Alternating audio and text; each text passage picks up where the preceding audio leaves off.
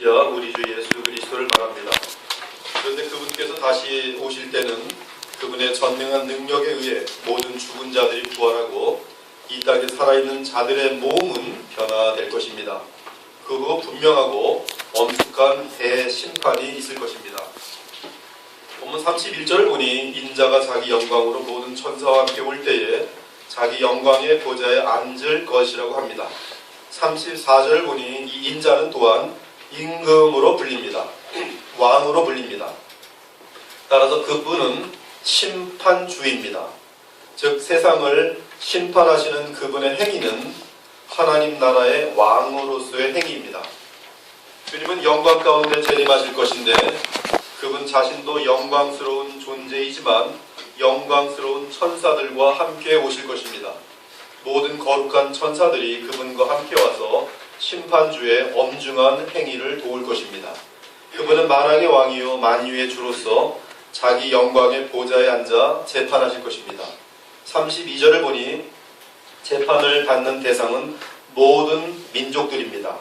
작든 크든 각 민족에 속한 모든 사람들이 재판을 받게 됩니다. 즉 이 땅에 존재하였던 모든 자들입니다. 그러므로 이 세상에 존재하였던 모든 사람이 심판주이신 우리 주 예수 그리스도 앞에 설 것이며 주의 법정 앞에 서게 될 것입니다. 그 후 각 사람에 대한 판결이 내려질 것입니다. 의인에게는 상급이 선포될 것이고 악인에게는 불못에서 영원히 당할 고통의 형량이 선고될 것입니다. 사랑 여러분, 모든 세대에 걸쳐 대심판의 때에 들어왔습니다. 대홍수 이전의 에녹은 그의 예언 가운데 대심판을 알려주었습니다. 아담의 7대손 에녹이 이 사람들에 대하여도 예언하여 이르되 보라, 주께서 그 수많은 거룩한 자와 함께 임하셨나니, 천사들이죠. 수많은 천사들과 함께 임하셨느니 이는 뭇 사람을 심판하시리라. 또한 다니엘도 대심판을 예언하였습니다. 내가 보니 왕자가 놓이고 옛적부터 항상 계시니가 좌정하셨는데 그의 옷은 희기가 눈 같고 그의 머리털은 깨끗한 양의 털 같고 그의 보좌는 불꽃이요 그의 바퀴는 타오르는 불이며 불이 강처럼 흘러 그의 앞에서 나오며 그를 섬기는 자는 천천히요 그 앞에 모셔 선 자는 만만이며 심판을 베푸시는데 책들이 펴져 놓여 있더라. 또한 하나님께서는 대심판에 대해 구약에서부터 약속해 오셨습니다. 우리가 다 하나님의 심판대 앞에 서리라 기록되었으되 주께서 이르시되 내가 살았노니 모든 무릎이 내게 꿇을 것이요 모든 혀가 하나님께 자백하리라. 따라서 하나님의 진리에 따르면 대심판은 가장 엄숙하게 약속된 사건입니다. 그러므로 반드시 미래에 대심판은 역사 가운데 발생할 것입니다. 둘째는 이 세상의 최고 통치권자이신 하나님의 완벽한 공의와 선을 믿는다면 대심판이 반드시 필요합니다. 종종 이 세상에서는 악인이 형통하며 높임을 받고 진리와 은은 땅바닥에 버려지는 때가 종종 있습니다. 진실한 그리스도인은 박해를 받고 불경건한 자들과 속물들이 승리를 하고 형통을 하는 때도 참으로 많습니다. 진실하고 정직하게 사는 자가 모든 소유를 다 잃기도 합니다. 아무튼 모든 세대에 걸쳐서 계속적으로 발생되는 이러한 불의의 현상은 하나님의 공의와 선과 불일치합니다. 그렇다면 하나님이 계시지 않던지 또는 장래의 공의와 선을 이룰 재판이 반드시 있는 것입니다. 둘 중에 하나예요. 그러나 하나님은 살아계십니다. 그렇다면 이 세상에서 하나님의 공의와 선이 지금 다 이루어진 것이 분명히 아니라면 반드시 대심판이 있게 마련입니다. 논리적으로 그러합니다. 너희로 환난을 받게 하는 자들에게는 환난으로 갚으시고 환난을 받는 너희에게는 우리와 함께 안식으로 갚으시는 것이 하나님의 공의시니 주 예수께서 자기의 능력과 천사들과 함께 하늘로부터 불꽃 가운데 나타나실 것이라. 그러므로 모든 것이 숨김없이 그대로 다 드러날 날이 반드시 올 것입니다. 하나님의 공의와 어긋나는 모든 일들이 반드시 다 다루어질 것입니다. 악인들은 그들이 저지른 모든 죄악에 대해 책임을 져야 할 것이기 때문에 합당한 형벌을 받게 될 것입니다. 한편 경건한 자들은 영광스러운 부활과 함께 영원한 형통을 누리게 될 것입니다. 이에 바울은 공의가 이루어질 날이 반드시 있을 것을 믿고 자신 있게 선포합니다. 만일 그리스도 안에서 우리가 바라는 것이 다만 이 세상의 삶뿐이면 모든 사람 가운데 우리가 가장 불쌍한 자일지니라. 그러나 그렇지 않다는 것이죠. 왜? 대심판, 공의로 갚으시는 날이 반드시 있기 때문에. 물론 하나님께서는 자신이 살아계시며 또한 공의로 심판하시는 분이심을 사람들로 하여금 깨닫도록 하기 위해 때때로 이 세상에서도 악한 자들을 벌하십니다. 사담 후세인이 저렇게 망할 줄은 아무도 몰랐어요. 하지만 노출되지 않은 많은 죄악들이 여전히 있으며 엄청난 살인자들이 죽는 순간까지도 수억 수조를 가지면서도 평안히 잠들 수 있어요. 청부살인하면서 원수들을 잘 제거하고 잘 사는 사람은 많습니다. 장사를 지낼 때도 수천 수만 명이 모여서 그 영혼을 막 축하해주는 그런 일들이 많습니다.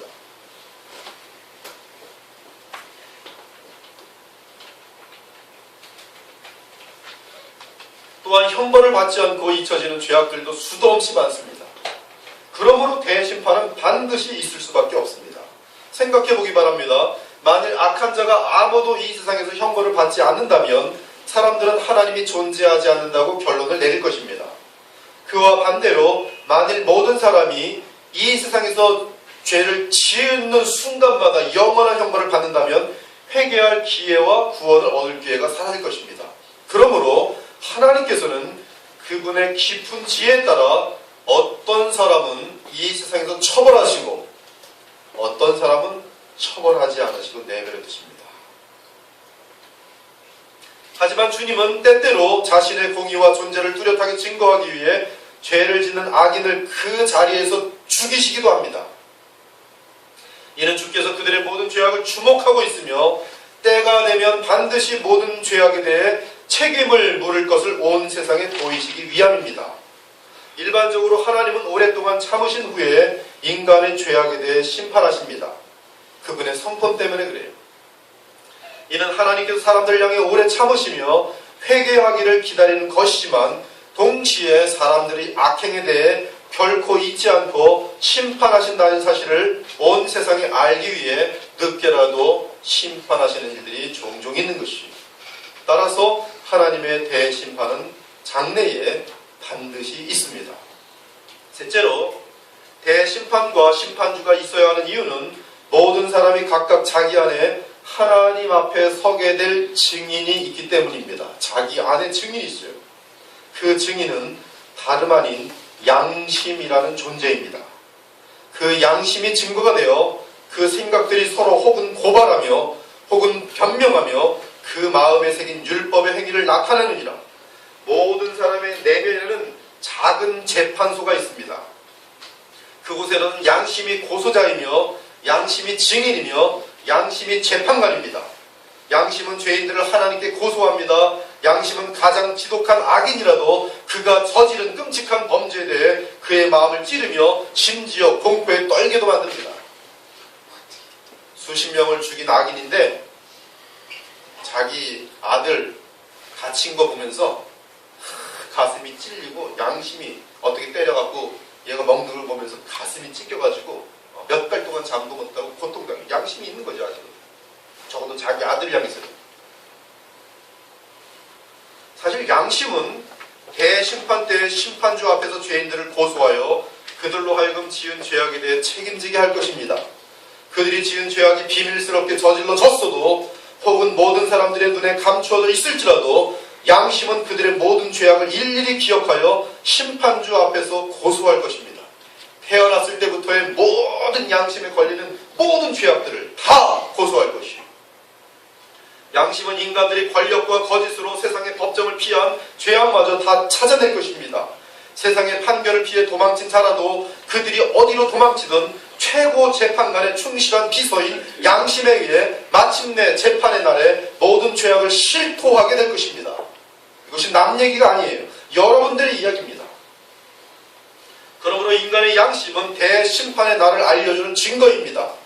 종종 사람들이 양심의 가책 때문에 스스로 목숨을 끊을지라도 이는 자기 죄값을 치른 것이 아니라 도리어 살인이라는 죄를 추가한 것이기 때문에 양심은 심판주 앞에서 자살의 죄악마저 고소함으로써 합당한 형량을 추가로 받게 될 것입니다. 만일 어떤 사람이 양심의 가책도 느끼지 않고 또한 대심판도 우습게 여긴다면 그는 스스로 속고 있는 것입니다. 이는 그가 아무리 양심의 고발과 대심판을 무시하며 제 멋대로 죄악을 범한들 그날이 있을 수밖에 없으니까 그 날에 받을 형벌을 더욱 키우는 것밖에 되지 않는 것이에요. 사랑하는 여러분, 사도 바울 역시 대심판을 분명하게 증언하였습니다. 이는 정하신 사람으로 하여금 천하를 공의로 심판할 날을 작정하시고 이에 그를 죽은 자 가운데 다시 살리신 것으로 모든 사람에게 믿을 만한 증거를 주셨음이니라. 하나님께서는 천하를 공의로 심판할 날을 정하셨습니다. 그리고 죽은 자 가운데서 다시 살아나신 그리스도 예수를 재판장으로 정하셨다는 말씀이에요. 주 예수님이 역사 가운데 부활하셨으니 그분이 재판장인 사실을 그 누구도 부인할 수 없다는 뜻입니다. 그리스도 예수께서 죽음에서 부활하심으로 인해 그분은 이미 대심판의 재판관으로 정하여졌고 하나님께서는 모든 사람들 앞에서 그분을 재판관으로 선포하셨습니다. 즉 하나님께서는 그리스도를 죽음에서 일으키심으로써 이 세상의 심판주가 누구인지 분명하게 알려주신 것입니다. 그리스도께서는 이 땅에서 비천의 날들을 보내실 때 인간들에게 고소를 당하고 세상 법정 앞으로 소환되어 신문을 당하신 후에 죄수로 판결을 받아 십자가형을 받고 죽으셨습니다. 하지만 주님은 이 세상 법정에서 죄인으로 판결받으실 그때에도 도리어 그들에게 자신이 친히 심판주로 오셔서 재판하실 것을 분명하게 말씀하셨어요. 내가 너희에게 이르노니 이후에 인자가 권능의 우편에 앉아있는 것과 하늘 구름을 타고 오는 것을 너희가 보리라. 이를 위하여 그리스도께서 죽었다가 다시 살아나셨으니 곧 죽은 자와 산 자의 주가 되려 하심이라. 즉 예수 그리스도는 죽은 자와 산 자를 재판하시는 심판주, the Lord Judge인 것이에요. 원래 심판의 권한을 가진 분은 창조주이시며 온 우주의 법을 만드신 하나님이십니다. 따라서 시편의 시인은 우리에게 말하기를 하나님은 재판관이라고 말합니다. 하늘이 그의 공의를 선포하리니 하나님 그는 심판장이심이로다. 즉 영광 받으시기에 합당하신 거룩한 성삼위 하나님 곧 성부와 성자와 성령은 재판의 권위와 주권과 능력을 완전하게 지니신 영원한 재판관이십니다. 그러나 성삼위 주 하나님은 말씀이신 하나님의 아들이 아버지와 맺은 구속의 언약을 이루기 위해 성육신 하셔서 이 땅에서 그 사역을 시작하시자 그 재판권을 아들에게 주셨습니다. 아버지께서 아무도 심판하지 아니하시고 심판을 다 아들에게 맡기셨으니 이는 모든 사람으로 아버지를 공경하는 것 같이 아들을 공경하게 하려 하심이라. 아들을 공경하지 아니하는 자는 그를 보내신 아버지도 공경하지 아니하느니라. 이는 자발적으로 자신을 낮추신 중보자 그리스도를 하나님께서 영화롭게 하신 것입니다. 사람의 모양으로 나타나서 자기를 낮추시고 죽기까지 복종하셨으니 곧 십자가에 죽으심이라. 이러므로 하나님이 그를 지극히 높여 모든 이름 위에 뛰어난 이름을 주사 하늘에 있는 자들과 땅에 있는 자들과 땅 아래에 있는 자들로 모든 무릎을 예수의 이름에 꿇게 하셨도다. 따라서 인간들에게 재판을 받고 죄수로 선고받으신 그리스도께서는 이제 대심판의 날에 사람들과 천사들을 심판하시는 재판관으로 오실 것입니다. 그러면 대심판의 날은 언제입니까? 그날은 심판주가 오시는 날이니 주님의 재림의 날입니다. 심판주 예수 그리스도는 하늘로부터 공중으로 오실 것입니다. 주님께서 이처럼 오시는 것은 온 세상에 가장 놀라운 사건으로서 주님은 모든 사람이 보고 알 수 있도록 가장 분명하게 오실 것입니다. 그날에 어리석은 사람들은 자고 있을 것이고 지혜로운 사람들은 깨어 있을 것입니다. 그날은 이 세상이 사치와 방탕으로 가득할 것이고 깨어 경성하는 자들은 거의 없을 것입니다. 인자가 올 때에 세상에서 믿음을 보겠느냐? 믿음 있는 자들이 거의 없다는 것이죠. 마치 노아의 때처럼. 노아의 때에 수백만, 수천만 또는 수억 또는 10억 이상, 그 숫자는 우리가 알 수 없습니다. 노아의 때에 구원받은 자가 8명. 인자가 올 때도 노아의 때와 마찬가지가 있습니다. 세상에서 믿음을 보겠느냐? 심판주가 오시는 그때는 대부분의 사람들은 먹고 마시며 사느라 사업에 바빠서 믿음 생활을 하지 못하거나 안 할 것이라고 말합니다. 노아의 때에 된 것과 같이 인자의 때에도 그러하리라. 노아가 방주에 들어가던 날까지 사람들이 먹고 마시고 장가들고 시집가더니 홍수가 나서 그들을 다 멸망시켰으며, 또 롯의 때와 같으니 사람들이 먹고 마시고 사고 팔고 심고 집을 짓더니 롯이 소돔에서 나가던 날에 하늘로부터 불과 유황이 비오듯 하여 그들을 멸망시켰느니라. 인자가 나타나는 날에도 이러하리라. 소돔과 고모라도 마찬가지예요. 그 소돔과 고모라에 10만이 살았는지 100만이 살았는지 저는 알 수가 없습니다. 그러나 거기서 구원받은 사람은 롯과 2딸밖에 없어요. 롯의 부인까지는 강제적으로 끌려나왔는데 그렇게 소돔과 고모라가 아쉬워서 뒤를 돌아보고 소돔 기둥이 되어버렸어요. 그 여인의 마음속에는 하나님 나라에 대한, 또 하나님에 대한 감사와 사랑과 경외함과 그리움이 하나도 없다는 뜻이에요. 그 수백만 중에 또는 수십만 중에 심지어 수천 명 중에 구원받은 자가 롯밖에 없는 거죠. 이러한 때에 심판주는 갑작스럽게 오실 것입니다. 따라서 주님이 재림하시는 그날 어떤 사람들은 시장에서 물건을 사고 팔고 있을 것이며, 어떤 사람들은 식탁에 앉아서 흥겹게 먹고 마시고 술도 먹고 있겠죠. 담배도 피면서. 또 어떤 사람들은 나무를 심고 있을 것이며, 또 어떤 이들은 새로 집을 짓고 있을 것입니다. 또 어떤 사람들은 직장에 가서 열심히 돈 버느라고 일을 하고 있을 것이며, 또 어떤 사람들은 결혼식을 하고 있을 것입니다. 그러나 갑자기 온 세상을 심판하시는 심판주가 오십니다. 시장은 온통 난리가 납니다. 손님들은 샀던 물건을 던져버리고 어디론가 황급하게 뛰기 시작합니다. 상인들도 돈을 집어 던지고 도망칩니다. 먹고 마시던 자들은 갑자기 썰렁한 분위기를 느끼며 다리를 후들거립니다. 정원사는 땅에 나무를 심다가 멈출 것이고, 노동자들은 집이 반밖에 지어지지 않았는데도 연장을 버리고 어디론가 사라질 것입니다. 신랑과 신부와 하객들은 결혼식을 멈추고 뿔뿔이 흩어질 것이죠. 왜 그러합니까? 볼지어다 그가 구름을 타고 오시리라. 각 사람의 눈이 그를 볼 것이라. 이때 주 예수 그리스도께서는 가장 큰 영광 가운데 오실 것입니다. 인자가 아버지의 영광으로 거룩한 천사들과 함께 올 것이라. 주께서 죄인들을 대속하기 위해 죽기 위해서 마리아 동정녀의 몸으로 성육신 하셨을 때에는 사람들에게 멸시와 거절을 당하셨습니다. 그러나 주께서 이 세상을 심판하기 위해 오실 때에는 그의 영광과 위엄이 엄청나기에 마치 태양빛이 작은 촛불을 가리듯이 이 땅의 모든 영광을 영원토록 가릴 것이며, 주님의 원수들을 두려움과 무서움에 떨게 할 것입니다. 이 땅의 그 어떠한 왕들과 부자의 영광도 심판주로 오시는 그리스도의 영광 앞에서는 초라해질 것입니다. 모든 거룩한 천사들이 영광 가운데 그리스도와 함께 동반할 것이며 곁에서 주를 섬길 것입니다. 로마 병사들에 의해 십자가로 끌려가셨던 주님은 이제 천사들을 동반하고 심판의 보좌에 영광스럽게 오를 것입니다. 이때 동반하는 천사들은 일부 천사가 아니라 모든 거룩한 천사들이, 여러분 그 그림 보셨는지 모르겠어요. 셀 수가 없어요. 모든 천사들이 이 보좌 주변에 둘러서 있습니다. 중요한 사실은 대심판을 위해 인자이신 우리 주 예수 그리스도께서 심판주로 오실 때는 마지막 나팔 소리와 함께 오실 것입니다. 마지막 나팔 소리와 함께 죽은 자들은 일어날 것이며 산 자는 변화할 것입니다. 그리고 그 후에 심판주 앞에 전부 다 서게 될 것입니다.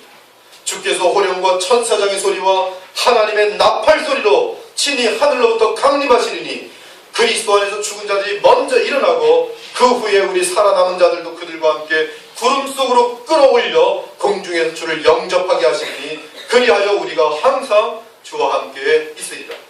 그날의 땅과 바다의 모든 피조물들이 큰 나팔 소리를 당장 듣게 될 것입니다.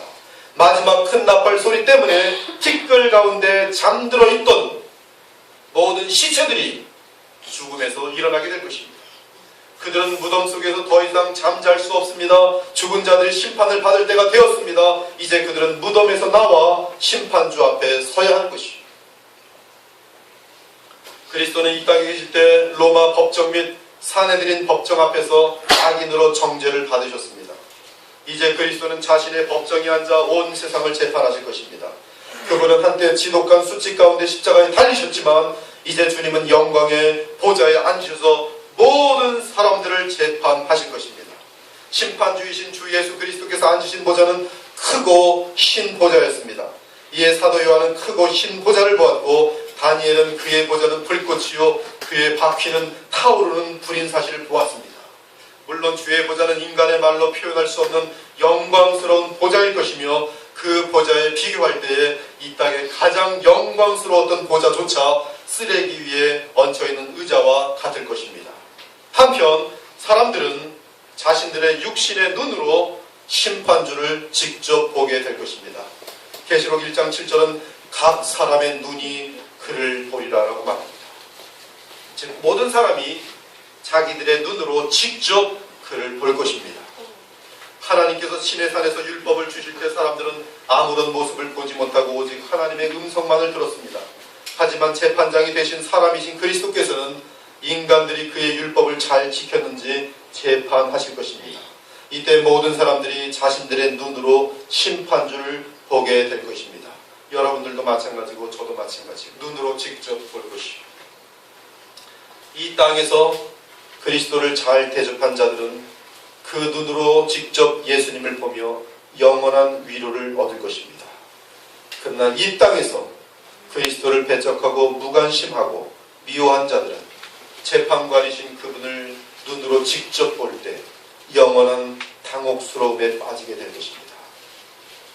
두 도적 사이에서 예루살렘 성문 밖에서 십자가상에서 처형되었던 예수 그리스도의 그 몸은 영광스러운 보좌 위에서 영광 가운데 빛을 발하며 앉아있을 것입니다. 지금 성도들은 이 땅에서 주의 성만찬을 통해 상징적으로 주님을 만나봅니다. 즉 성도들은 믿음의 눈으로 주님을 봅니다.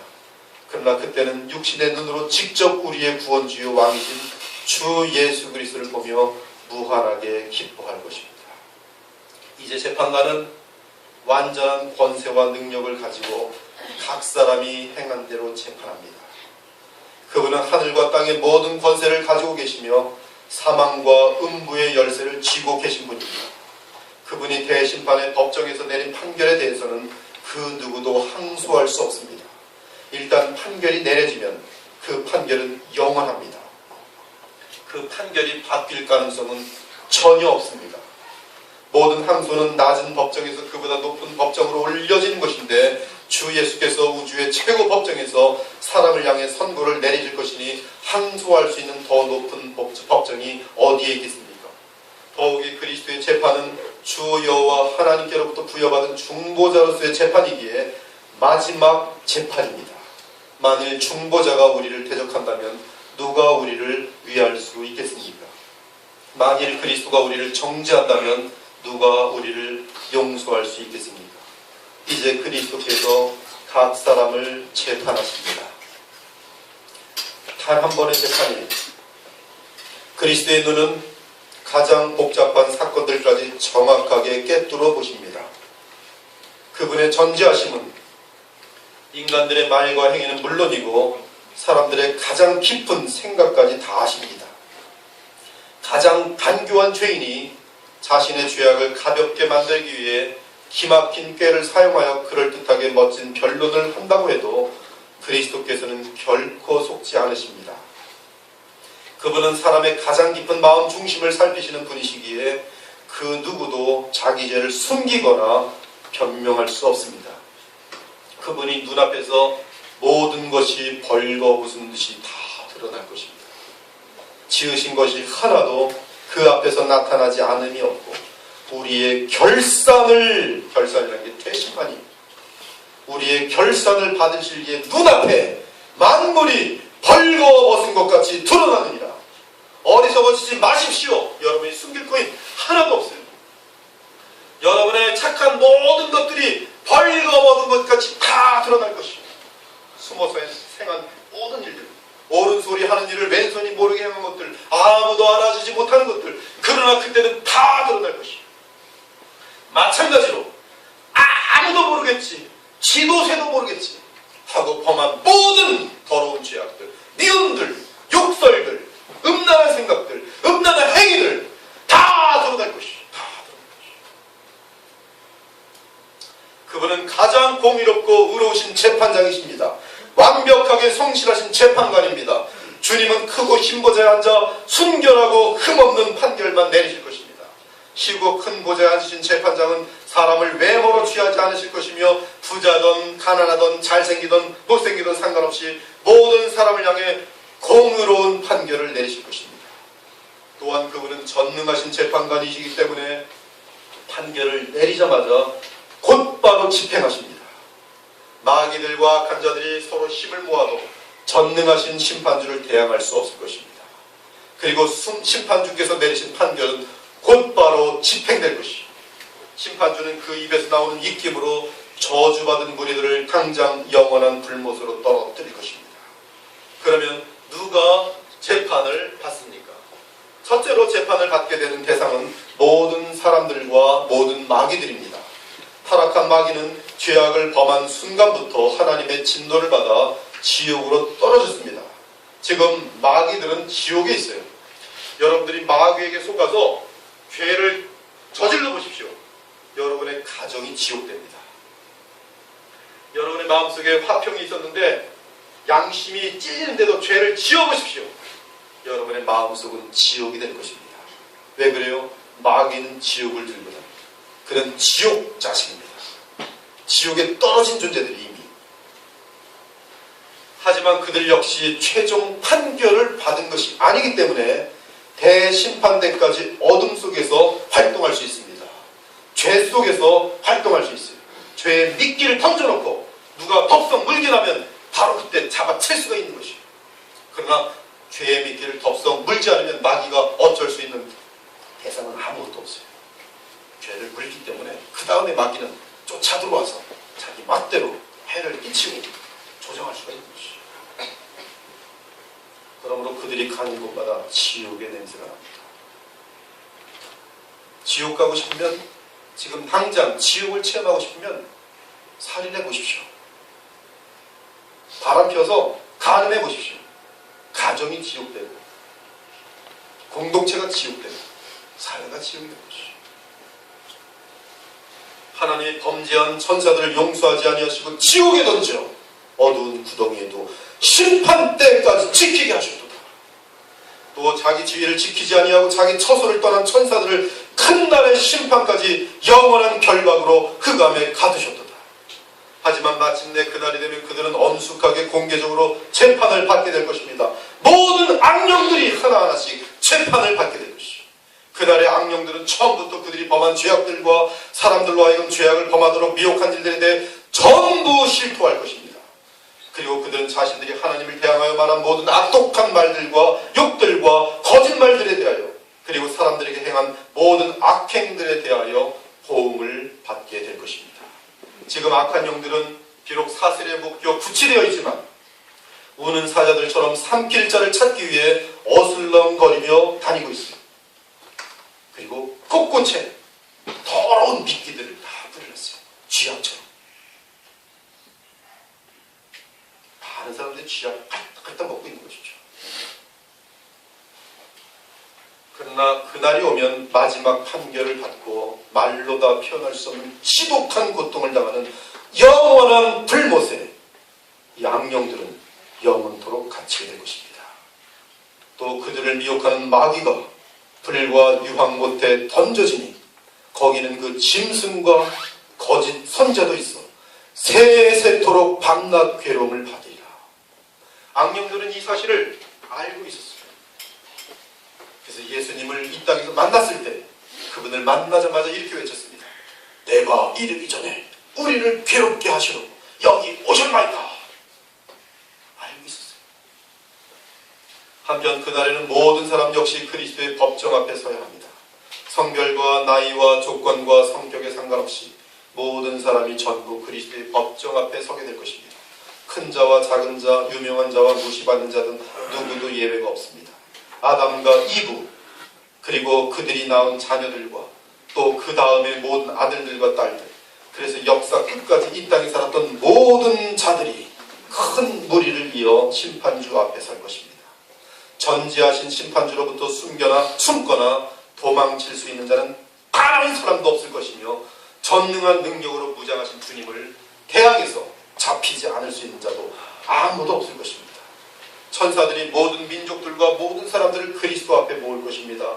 그런데 주께서 택한 자들을 한자리에 모을 것이며 또한 버림받은 자들을 잡초처럼 다시 한쪽으로 모을 것이고, 그래서 천사들이 모으면서 둘로 나뉘어집니다. 또 그때에 그가 천사를 보내어 자기가 택하신 자들을 땅끝으로부터 하늘 끝까지 사방에서 모으리라. 그런즉 가라지를 거두어 불에 사는 것 같이 세상 끝에도 그러하리라. 인자가 그 천사들을 보내리니 그들이 그 나라에서 모든 넘어지게 하는 것과 또 불법을 행하는 자들을 거두어내어 풀무불에 던져 넣으리니 거기서 울며 이를 갈게 되리라. 이때 양과 염소가 구별되어 양은 심판주의 오른편에 서고 염소는 심판주의 왼편에 서게 됩니다. 양은 그리스도의 것으로서 보혈로 값주고 산 자들이며 염소는 복음을 믿지 않고 카인처럼 제멋대로 살아 하나님께로부터 버림받은 자들입니다. 그때 재판장이며 왕이신 주 예수 그리스도는 그의 오른편에 서 있는 자들에게 창세로부터 그들을 위해 예비된 그리스도의 나라로 들어가게 하십니다. 그것은 바로 새 예루살렘 성이 있는 새하늘과 새 땅입니다. 거룩한 성 새 예루살렘이 하나님께로부터 하늘에서 내려오니 그 준비한 것이 신부가 남편을 위하여 단장한 것 같더라. 하나님께로부터 하늘에서 내려오는 거룩한 성 예루살렘을 보이니 하나님의 영광이 있어 그 성의 빛이 지극히 귀한 보석 같고 벽옥과 수정같이 맑더라. 인자이신 주 예수 그리스도는 이제 왼편에 서 있는 염소들에게 판결을 선언하십니다. 저주받은 자들아, 나를 떠나 마귀와 그 사자들을 위하여 예비된 영원한 불에 들어가라. 계시록은 불못에 들어가는 자들에 대해 정확히 말씀합니다. 두려워하는 자들과 믿지 아니하는 자들, 흉악한 자들과 살인자들과 음행하는 자들과 점술가들과 우상 숭배자들과 거짓말하는 모든 자들은 불과 유황으로 타는 못에 던져지리. 이것이 둘째 사망이다. 주님은 마지막으로 양과 염소를 각각 심판하십니다. 누가 양이고 누가 염소인지를 어떻게 구별할 수 있는지 말씀하셨습니다. 그것은 간단합니다. 심판주께서 이 세상에 계실 때 그 순간의 행위로만 멈추는 것이 아니라는 사실입니다. 지금 이 말씀을 여러분의 가장 깊은 마음속 뿌리에 담기 바라요. 여러분이 지금 한순간 행하는 믿음의 선행 또는 불신의 악행은 그것으로 끝나는 것이 아니에요.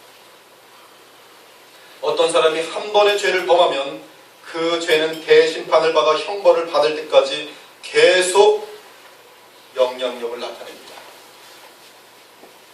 선행도 마찬가지입니다. 어떤 사람이 한 번의 선을 행하면 제가 지금 여러분에게 한 번의 선을 행함으로 말미암아 이 선이 어떤 열매를 맺을지는 오직 하나님만이 아세요. 그러나 이 선이 여기서 끝나는 것이 아니라 예수님의 대심판의 날까지 계속 그 영향력을 나타낸다는 사실입니다. 그래서 어떤 상을 받을지 알 수가 없어요. 저는 무의식 가운데 지나간 선행이었는데, 그냥 믿음으로 행한 기도였는데, 그 기도가 하늘나라 갔더니 이자가 붙어서 엄청난 멸류관을 주시는데 깜짝 놀라는 거예요. 악인들 잠깐 그 사람한테 거짓말한 것인데 가서 보니까 그 거짓말의 결과가 보니까 수천 수백 명을 죽인 사건으로 막 벌어져 있는 걸 보면 깜짝 놀라면서 당신의 그 작은 거짓말 때문에 이 어마어마한 수억 년의 불덩이 속에서 고통당한 판결이 내주시는 것이죠. 예를 들면 북이스라엘 첫 번째 왕이던 여로보암의 죄악을 보면 그가 죽은 후에도 그가 지은 죄악 때문에 북이스라엘이 멸망하고 있다고 성경은 증언하고 있어요. 이스라엘 자손이 여로보암이 행한 모든 죄를 따라 행하여 거기서 떠나지 아니하므로 여호와께서 그의 종 모든 선자를 통하여 하신 말씀대로 드디어 이스라엘을 그 앞에서 내쫓으신지라. 이스라엘이 고향에서 아수르에 사로잡혀가서 오늘까지 이르렀더라. 선행도 마찬가지입니다. 눈보라치는 추운 겨울, 목사님이 예배에 오지 못해서 집사 한 분이 참 설교를 하면 안 되는데 예배가 그래도 오늘 모여야 되겠다 생각하고 기도하고서 단에 올라가서 짧은 설교도 못하는 사람이 르께 찢었어 열심히 외쳤어요. 그때 손가락 숫자도 안 돼 모이는 성도가 모였는데 그 중에 어린아이가 하나 있었습니다. 그 아이가 스펄전이에요. 스펄전은 그때 그 집사의 설교를 듣고 회심했어요. 거듭났습니다. 르께 찢었을 때 그 어린아이 같이 본 거예요. 근데 하나님의 나라가 온 것입니다. 믿음으로. 스펄전은 그가 사역할 때만 해도 진정한 종으로서 수백만의 사람들을 주님께 돌아오고 있어요. 더 놀라운 것은 지금도 스펄전입니다. 저도 스펄전은 최고의 멘토 중에 한 분으로 두고 있습니다.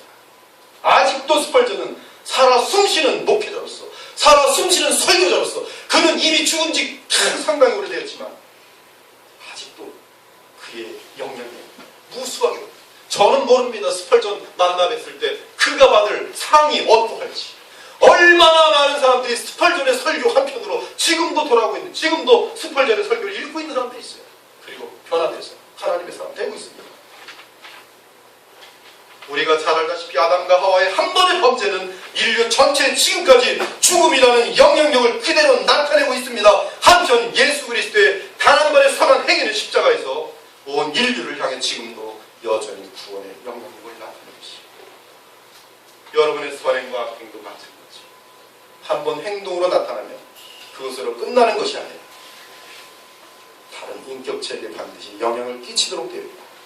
그 영향력은 어디서 어떤 결과를 나타낼지 우리는 보지 못하는 것이죠.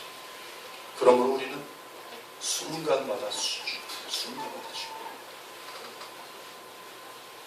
얼떨결에 믿음으로 예수 믿으십시오라고 간절히 말했는데 그 사람이 죽음을 향하여 가고 있다가 자살하려고 하고 그 말에 대해서 돌아서서 예수님의 위대한 목사가 되는 일들이 얼마나 많은지 아십니까?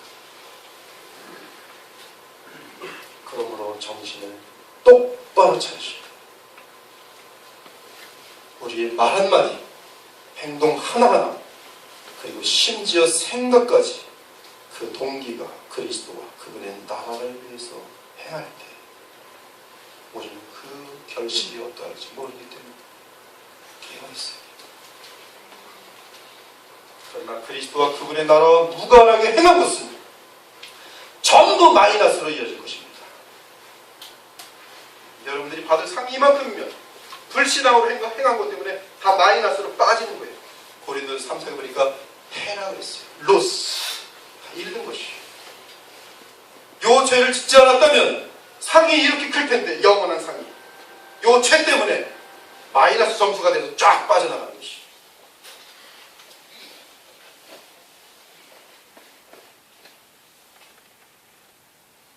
염소들에게는 더 큰 고통의 형량으로 이어질 것입니다. 그러므로 잠자는 자여 깨어서 죽은 자들 가운데서 일어나라. 그러므로 잠자는 자여 깨어서 죽은 자들 가운데서 일어나라. 오늘 저는 이 말씀을 드리려고 오늘 설교했어요. 깨어나십시오. 안일해지지 마십시오. 시간을 낭비하지 마십시오. 안일하게 보내는 그 말 한마디와 시간 때문에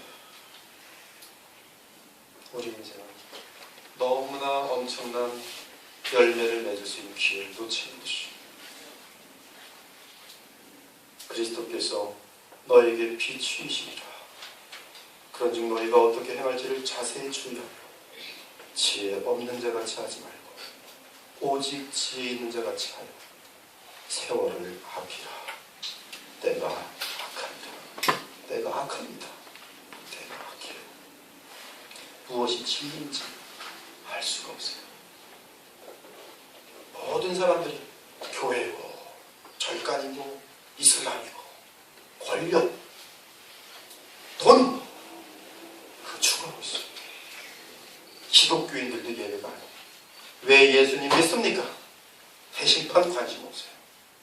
오늘 죄를 범할지라도 내가 혹시 잘 먹고 잘 살고 부자가 되고 권력 생기면 예수님 이름 때문에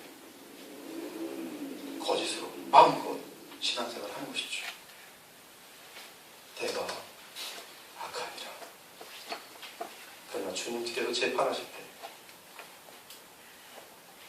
너는 어찌 신앙생활을 그렇게 진실함이 없이 내 이름을 이용해서 내 욕심만 채우고 돈만 벌려고 하고 남의 등을 치면서 사기치면서 믿음이 좋은 척 하여 셀 수 없이 많은 사람들을 잡아들이고 어둠의 구렁텅이로 빠뜨렸다.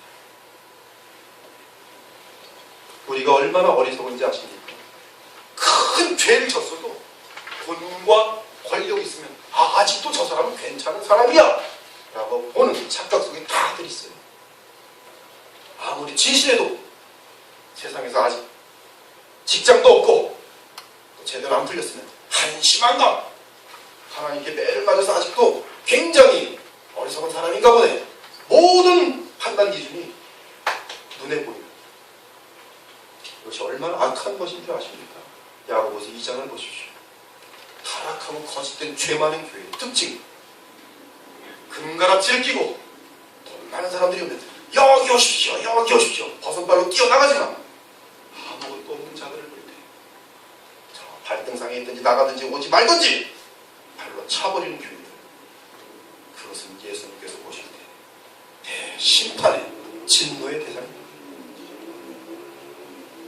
오늘 이 자리에 앉은 모든 분들이 주 예수 그리스도의 심판의 날에 양의 자리에 앉게 되길 바랍니다. 나아가 하나님께 칭찬받을 수 있는 잘하였도다 내 양아, 내가 세상을 바라보지 않고 흔들리지 않고 나만 바라보면서 인생을 마칩니다. 인생 마칠 때 아닙니다. 눈 감을 다음에 내가 믿음의 인생을 달려라. 이제 주님의 품에 앉게. 부족한 점들도 많았고 시험에 빠져서 잘못한 것들도 많았지만 그런데도 내 중심, 가장 깊은 곳에 주님을 감사하면서 그분을 향해 달려간다. 하나님께서 부족한 나의 인생을 통해서 아름다운 것을 보여주시고 잘하였도다 충성된 종아, 잘하였도다 충성된 종아. 이 소리를 들을 수 있는 진실한 그리스도인 되시기를 우리 주 예수 그리스도의 이름으로 축원합니다. 기도하겠습니다.